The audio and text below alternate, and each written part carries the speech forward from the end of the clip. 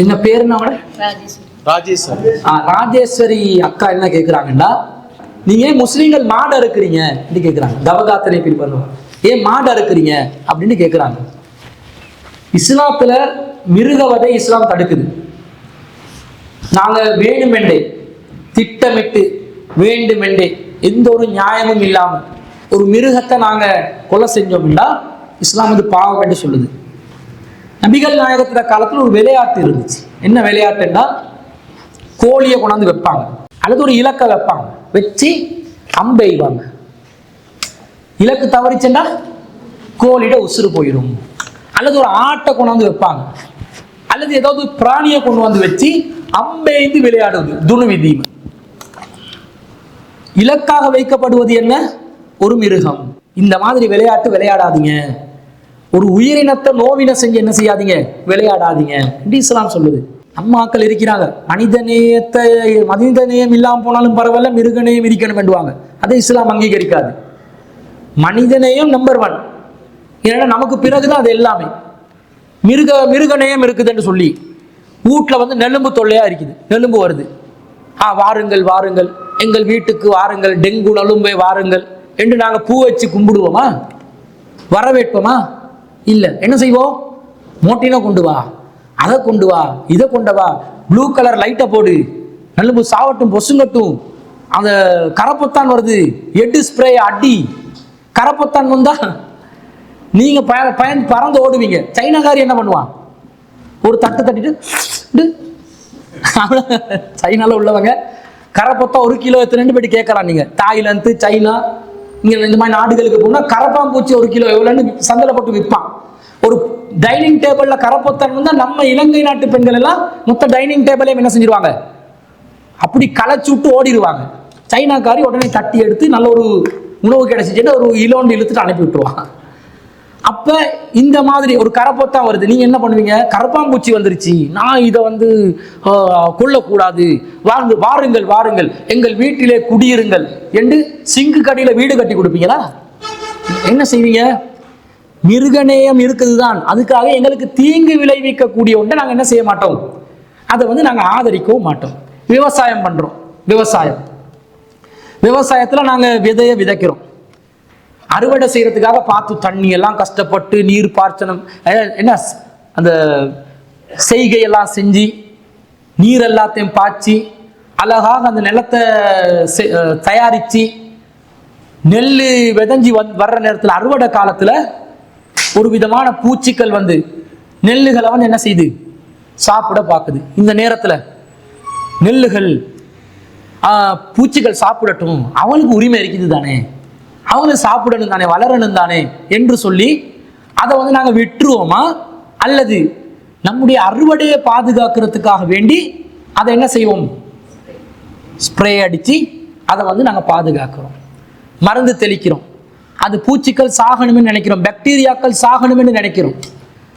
அப்ப அடுத்ததாக மனுஷன் நிலைமை எப்படி ஆகுதுண்டா, மனுஷன் மிருகங்களை இறக்கமா வச்சுக்கொள்ளத்தான் செய்யறான். இஸ்லாம் மார்க்கம் அதை சொல்லுது.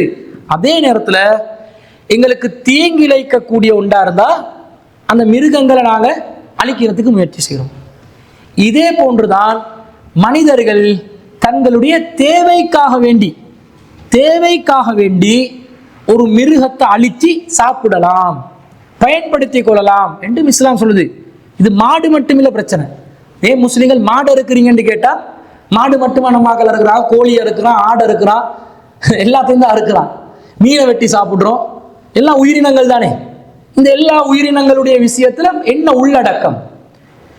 தெருவில் போற ஒரு நாய, பூனைய அல்லது ஒரு விலங்க தேவையில்லாமல் நோவினை செய்தால் பாவம் என்று சொல்ற அதே இஸ்லாம் என்ன நமக்கு சொல்லி தருது தெரியுமா?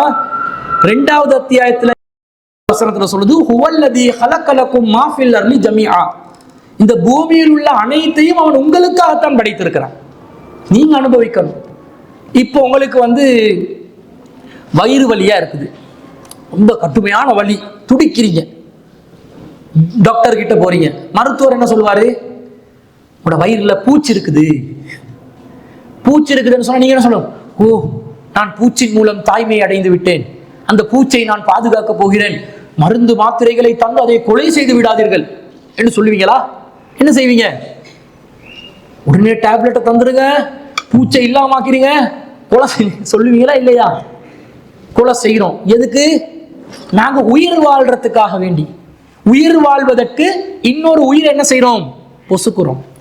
இப்ப உங்களோட கை இப்படி பாக்குறீங்க, நீங்க ஏதாவது ஒரு பூச்சி இருக்கிறது விளங்குதா? ஒரு உயிரினம் விளங்குதா? உயிர் அங்கி ஏதாவது விளங்குதா? ஒன்றும் விளங்காது. பாக்டீரியா விளங்குதா? ஒன்றும் விளங்காது. இதே மருத்துவ ரீதியாக உள்ள ஒரு கண்ணாடியை போட்டு மைக்ரோஸ்கோப்பை வச்சு நீங்க கையை பார்த்தீங்கன்னா இப்போ உங்களோட கையில எத்தனை லட்சக்கணக்கான பாக்டீரியா இருக்குது தெரியுமா? நிறைய இருக்குது. நீங்க சாப்பிடும் போது எதெல்லாம் சேர்த்து சாப்பிடுறீங்க தெரியுமா? பாக்டீரியாவையும் சேர்த்து தான் சாப்பிடுறீங்க. கையில் இருக்கிற பாக்டீரியாவையும் சேர்த்து தான் சாப்பிடுறீங்க. அதனால மருத்துவர்கள் சொல்றாங்க, உங்களுக்கு தீங்கு வரலாம், கிருமிகள் வரலாம், நோய்வாய்ப்பட்டு செல்லலாம், கைகளை சாப்பிடுவதற்கு முன்னால் நன்றாக கழுவி கொள்ளுங்கள். கொரோனா காலத்தில் நாங்கள் யாருக்காவது கை கொடுத்தோமா? ஏன் கொடுக்கல? கையால வைரஸ் கைக்குள்ள தொற்றிக்கொள்ளும், கழுவுங்க, வைரஸை இல்லாம. இப்ப நீங்க சவக்காரம் போட்டு 2 கைகளை சுத்தம் செய்வதாக ஒரு காரியம் செய்றீங்களே, என்ன செய்றீங்க தெரியுமா? நீங்க வைரஸ்களை கொலை செய்து கொண்டிருக்கிறீர்கள். என்ன அர்த்தம்? நீங்க ஆரோக்கியமா வாழணும், அதுக்கு கண்ணுக்கு விளங்காட்டி பரவாயில்ல, செத்து போட்டோம். நீங்க கண்ணுக்கு பார்க்கல, உங்களோட கண்ணால பார்க்கக்கூடிய நிலையில் அது இல்லை, ஆனாலும் ஒரு கொலை நடக்குதா இல்லையா? நடக்குது. இப்ப நீங்க சாப்பிடணும். ஆடு மாடு கோழியை விட்டுருங்களே, மரக்கறியை சாப்பிடணும்.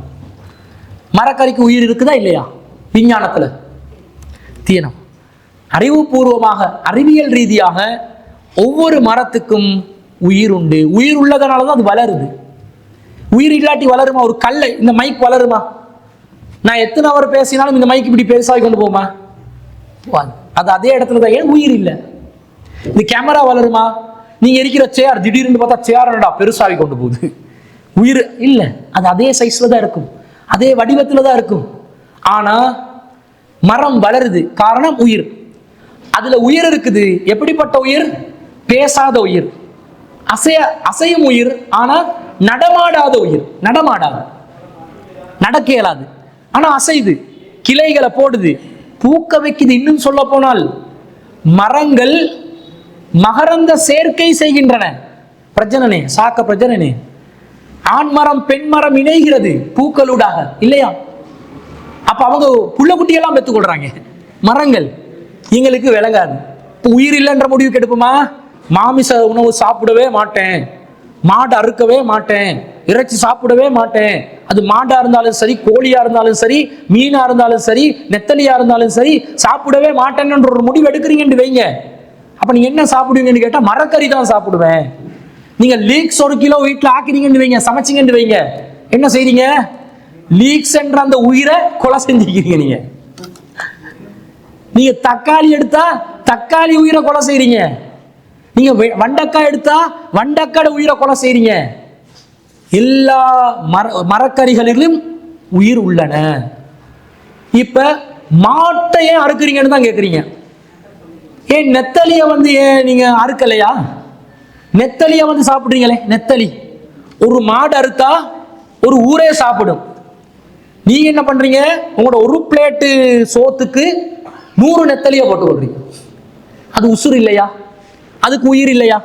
சாப்பிடுறதுக்காக வேண்டி நெத்தலிய பயன்படுத்துறீங்களா இல்லையா? அது ஒரு விதமான மீன் வகை தானே.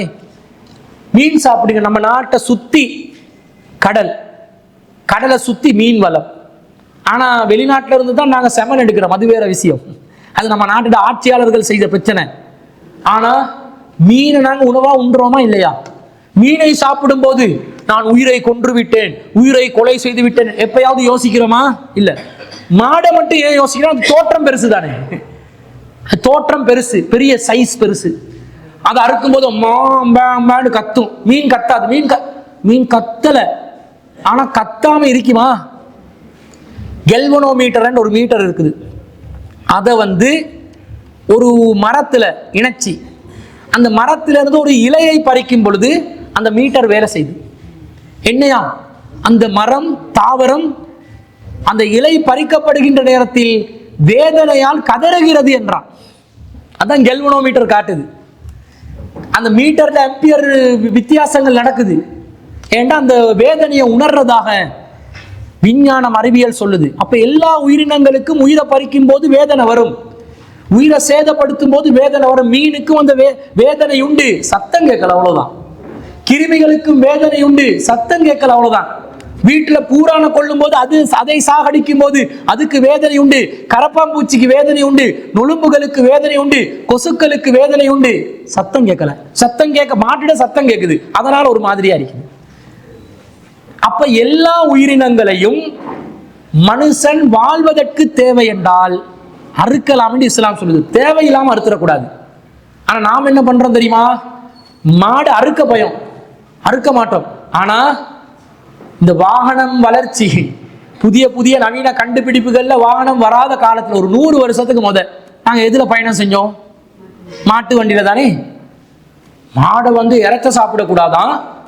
ஒரு தடவை அதை அறுத்துட்டோம்னு வைங்களே, அதுல ஒரு 100 கிலோ இறைச்சி வந்துச்சுன்னா ஒரு 100-200 குடும்பம் சாப்பிடலாம். 500 கிராம் கொடுத்தாலும் 200 குடும்பம் சாப்பிடும்.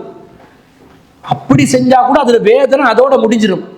இது காலம் முழுக்க விவசாயத்துக்கு உழவுவதற்கு, அதே போன்று பயணம் செய்வதற்கு, பாரங்கள் இழுக்கிறதுக்கு, எல்லாத்துக்கும் மாட்டு வண்டி பயன்படுத்தினோமா இல்லையா?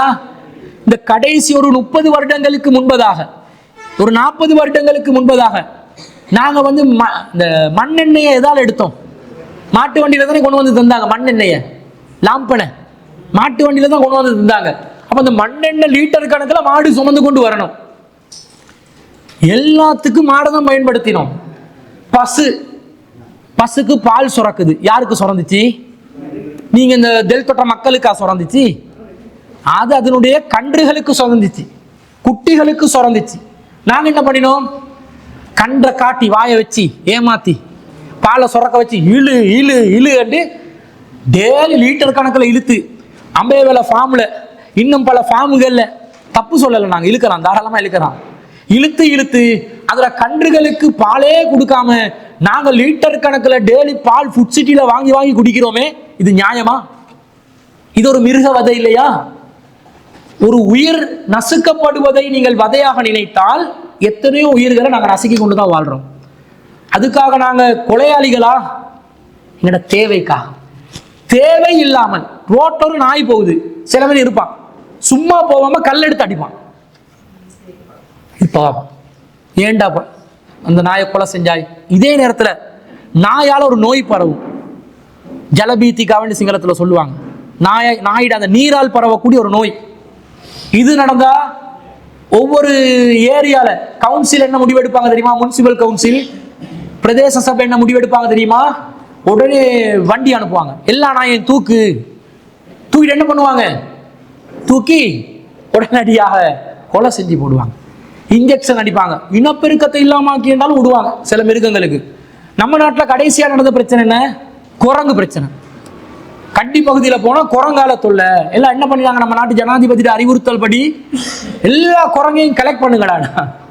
கலெக்ட் பண்ணி ஒருத்தர் சொல்றாரு, ஒரு அமைச்சர் சொல்றாரு, நாங்க மனிதர்களே வாழாத ஒரு காட்டுக்கு அனுப்ப போறோம், ஒரு தீவுக்கு அனுப்ப போறோம் குரங்குகளை. அப்ப சில ஊடகவியலாளர் கேள்வி கேட்கிறாங்க, ஐயோ அந்த குரங்குக்கு அப்ப சாப்பாடு கிடைக்காதே, எப்படி சாப்பாடு? அந்த ஒரு தீவுல இத்தனை 1000 குரங்குகளை நாங்க அனுப்பி வச்சா சாப்பிடணுமே அது என்று கேட்டதுக்கு என்ன சொன்னான் தெரியுமா அந்த அமைச்சர் அறிவாளி? நாங்க காலையிலும் மாலையிலும் அந்த குரங்குக்கு உணவுகளை கொடுப்போம். இவர் போயிட்டு அந்த சுனாமி டைம்ல கொரோனா நேரத்துல நிவாரண பொருட்கள் வந்த நேரத்துல மக்கள் ஒவ்வொரு நிவாரண பொதிகளை வீடு வீடா கொடுத்த மாதிரி காட்டுக்கு போயிட்டு பழங்களை கொடுத்தோன்னே குரங்கு அந்த லீடர் குரங்கு இந்த ஏட வீட்டுக்கு 10 ஆப்பிள், பீட வீட்டுக்கு 5 ஆப்பிள் பிரிச்சா கொடுக்கும். எது பலசாலியோ பறிச்சு தின்றும். அநியாயம் தானே அது. ஆனா இப்ப அப்படியேண்டா, நீங்க குரங்குகளை காட்டுக்கெல்லாம் அனுப்பாதீங்க, கண்டிலே வைங்கண்டா. நீங்க நடந்து போகும்போது அவங்களோட பர்ஸை தூக்கி போயிட்டுரும். தொல்லை வரும்போது அதுல சுதந்திரத்தை நாங்க மட்டுப்படுத்துறோமா இல்லையா? சுதந்திரத்தை கெடுக்கிறோமா இல்லையா? உயிரை பறிக்கிறோமா இல்லையா? அதுல பொருளை நாங்க வேற ஒன்றுக்கு பயன்படுத்துறோமா இல்லையா? சரி, மாட்டரைச்சி சாப்பிட மாட்டோம், ஆனா டோல்கி அடிப்போம். இப்படி அடி மச்சான் அடி, வீட்டுல பாட்டி போகலாம். என்ன செய்யணும்? தப்லா அடிக்கணும். இசை கருவி வாசிக்கிறான். படையப்பா படையப்பா. இந்த சத்தம் வருதே எதுல வந்துச்சு? மாட்டுத்தோல். மாட்டுக்கறி சாப்பிடாதீங்க, தோலை பதம் பார்த்து அடிங்க. மாட்டுக்கறி சாப்பிடாதீங்க, நல்ல லெதர்ல பெல்ட்டை போடுங்க. மாட்டுக்கறி சாப்பிடாதீங்க, அதுல தோலை காலில் போட்டு மிதிங்க. அப்ப ஏதோ சம்திங் நாங்க எங்களுக்கே முரண்பட்டு கொண்டிருக்கிறோம். விலகுதா இல்லையா? விலகுது. இஸ்லாம் ஒன்றை சொல்லுது, உங்களுக்காக படைக்கப்பட்டதுதான் அனைத்து உயிரினங்களும். ஆனால் அநியாயமாக ஒரு உயிரை நீங்கள் கொண்டால் நரகத்துக்கு போவீர்கள். நபிகள் நாயகம் அந்த மிருக நேயத்தை சொல்றாங்க. ஒரு விபச்சாரி, ஒரு நாய் தாகத்தால் இருப்பதை பார்த்து அந்த நாய்க்குட்டிக்கு தண்ணீர் பருகினால் அதன் காரணமாக அந்த விபச்சாரி இறைவனால் மன்னிப்பை பெற்று சுவனத்திற்கு செல்வாள் என்று நபிகள் நாயகம் சொல்றாங்க. இதே நேரத்தில் மார்க்கத்தின் அடிப்படையில் தன்னுடைய வாழ்க்கையை அமைத்துக் கொண்ட ஒரு பெண், மார்க்க கடமைகளை சரியாக நிறைவேற்றிய ஒரு முஸ்லிம் பெண் என்ன செய்கிறாள்? ஒரு பூனையை வளர்க்கிறாள். அந்த பூனையை கட்டி போட்டு வைத்திருக்கிறாள். அந்த பூனைக்கு இவள் உணவு கொடுக்கவும் இல்லை, தானாக அந்த பூனை சென்று சாப்பிடுவதற்கு அந்த கட்டை அவிழ்த்து விடவும் இல்லை, இறுக்கி வைக்கிறான். இதன் காரணமாக அவள் நரகம் செல்வார் என்று நபிகள் நாயகம் சொல்றாங்க. சுதந்திரத்தை பறிச்சாலே நரகத்துக்கு போயிடும். ஒன்று நீ உணவு கூடு, பாசத்துக்கு வைக்கலாம். இப்ப குருவி கூடு வைக்கிறோம், வைக்கலாமா? வைக்கலாம். மீன் டேங்கி வைக்கலாம். என்ன கடமை? கண்டிஷன் என்னது? நேரத்துக்கு சாப்பாடு போடு. நேரத்துக்கு சாப்பாடு போட வக்கீல்லாவிட்டால் ரிலீஸ் பண்ணிடணும். நீ சுதந்திரமா போயிட்டு சாப்பாடை தேடு. அதை விட்டு அது தானா போயிட்டு சாப்பாடு. ஒரு பறவை, ஒரு கிளியை வளர்க்குறோம், பெத்தா பத்கேவது இதை கேட்கறதுக்கு அதுல சுதந்திரத்தை பறிக்கிறது. நான் சாப்பிட்டேன் இதை சொல்லணும், இதுக்கு ஒரு ஆசை. பேசிச்சு இதுக்கு அதுல காலம் முழுக்கிற பறக்கிற சுதந்திரத்தை முடக்கி வைக்கிறோமா இல்லையா? சரி, மனுஷண்ட ஆசை இப்படிதான், கண்டதே ஆசைப்படுவான். பறவையில் ஒரு கிளியை வச்சுக்கோ, சாப்பாடு நேரத்துக்கு கூடு. அது பறக்கிறது இல்ல விஷயம், பறக்கிறது உணவுக்காக. அந்த உணவை கொடுத்துரு, நேரத்துக்கு ஜோடியை சேர்த்துரு. அதுக்கு இல்லற தேவை அதுக்கும் இருக்குது, ஜோடியை சேர்த்து வச்சிரு. இந்த கடமைகளை செஞ்சு அந்த மிருகங்களை வளர்த்து கொள்ளலாம். எப்படி பிராக்டிகலா சொல்லுதுன்னு பாருங்க. ஒரு ஒரு பிராணியை இலக்காக வைத்து நீங்கள் போட்டியாக அதை வைத்துக் கொள்ள கூடாது, விளையாடக்கூடாது. இஸ்லாம் மிருகநேயத்தை சொல்லுது. அதே நேரத்தில் உணவு என்று வரும்போது தேவைப்பட்டால் சாப்பிடலாம். நபிகள் நாயகம் மாட்டிறைச்சியை விட அதிகமாக சாப்பிட்டது ஆட்டிறைச்சி தான், அதிகமாக சாப்பிட்டது ஒட்டக இறைச்சி தான். ஆனால் இஸ்லாத்தில் மாட்டிறைச்சி நமக்கு அனுமதிக்கப்பட்டுள்ளது. எனவே ஒரு உயிரை கொன்று மனிதன் வாழணும் என்றால் இந்த மாட்டிட இறைச்சியினால கேடுகளும் வரும். அதிக அளவுல எந்த உணவை சாப்பிட்டாலும் கேடுதானே. இப்ப நீங்க சீனி அதிகமா சாப்பிட்டா கேடுதான், நோய் வரும். அதே மாதிரி மாட்டிறைச்சியும் அதிகமா அளவுக்கு மீறினா அமிர்தமும் நஞ்சுதான். அதிகமா சாப்பிட்டா கேடுதான். ஆனால் தேவையான அளவுல சாப்பிடணும் என்றாங்க வைத்தியர்கள். இரும்பு சக்தி மாட்டிறைச்சியில தான் இருக்குதுன்றாங்க. நாங்க தெம்ப உழைக்கணும் என்றா மாட்டிறைச்சி சாப்பிட்டாதான் நாங்க தெம்பு கிடைக்கும், உங்களுடைய இல்லற வாழ்க்கைக்கு அது தேவைப்படும் என்றெல்லாம் அறிவியல் ரீதியாகவும் சொல்வதை எல்லாம் வைத்து பார்க்கும்போது தேவைக்கு அருங்க, தேவையில்லாம அறுக்காதீங்க என்ற அடிப்படையை வச்சு இஸ்லாம் மாடுகளை அறுக்கலாம் என்று அனுமதி தந்திருக்கிறது.